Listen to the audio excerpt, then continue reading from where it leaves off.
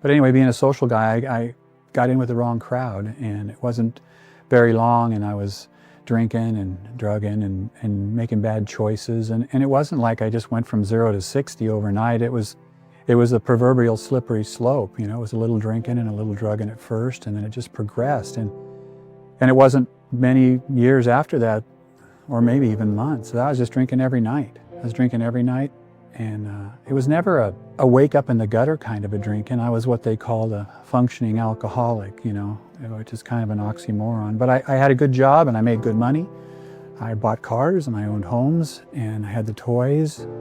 But this drinking thing, it was progressive. It was something that I couldn't shake. And through those years of the alcoholism, I had lots of God time. I played all the games with the drinking, like I won't drink in the month of January, because that way I'd be in control of it, right? I convinced myself that I was in control of the drinking, so I quit drinking in January. And then in February, I drank twice as much to catch up. It was crazy. I said I wouldn't drink hard liquor, I'd only drink beer and wine. It didn't matter, they were just games. None of them were a solution to the drinking problem. So because of my affection for alcohol, I eventually lost everything. I burned through 3 marriages. I lost my home, I lost my jobs.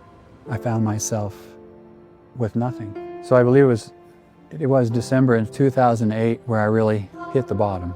I remember getting up one morning hungover like I always was, and I was out in the living room, probably just staring out the window. My wife came downstairs and she said, "You need to leave."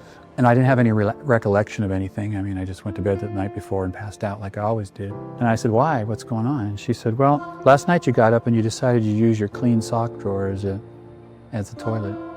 And I didn't remember any of that.